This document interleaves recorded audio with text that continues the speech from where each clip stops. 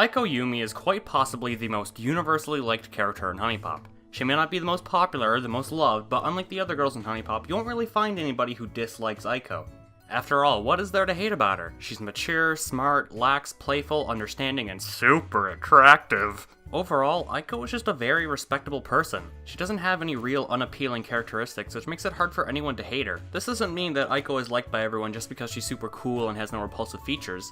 Everybody likes Aiko because from the very first moment we see Aiko, we can relate to her. Almost everything about Aiko's character is made to be easily relatable in one way or another. How is this possible? Very few people are as respectable as Aiko, so you'd think it'd be hard for people to relate to this super Sugoi sensei. The super long list of reasons as to why people may or may not relate to Aiko Yumi starts with our first encounter with Aiko as she's talking to Tiffany. We see Tiffany questioning Aiko on various school topics, and on the opposite end of the one-sided discussion, we see a bothered Aiko trying to quickly end the conversation as politely as possible.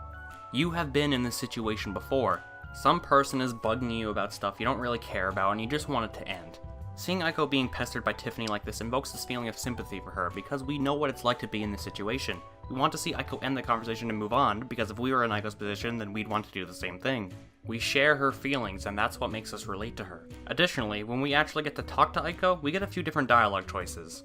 Now, out of these three choices, every player picks this one. It's the objectively best choice here. Fuck these birds, am I right? Is just too amusing of a conversation starter to not pick it, and when we do pick it, Aiko laughs.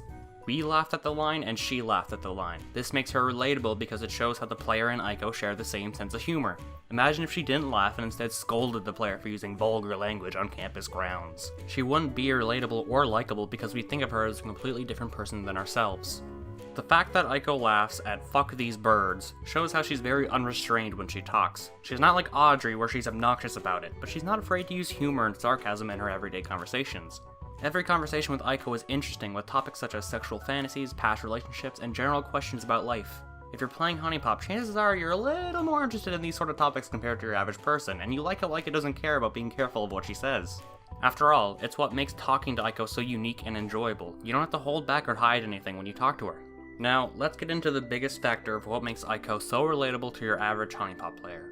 Aiko is attractive. She has a well-paying job as a university professor, good friends who care about her, hobbies, a healthy diet, and I think it's safe to say a healthy sex life.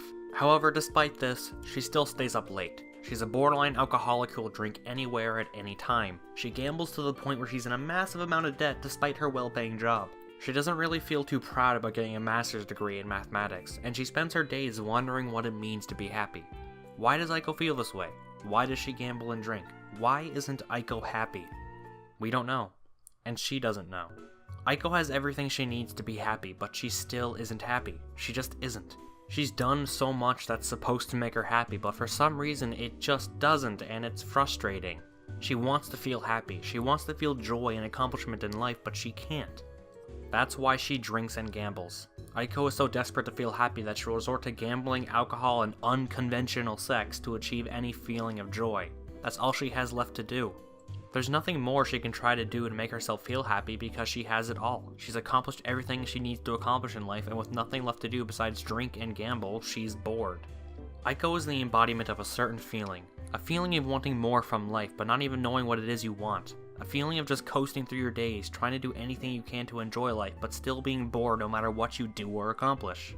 A feeling of not having any goals or drive in life. A feeling of emptiness. Aiko is relatable because she embodies unfulfillment. Something everyone has experienced before, and something everyone, some more than others, can relate to.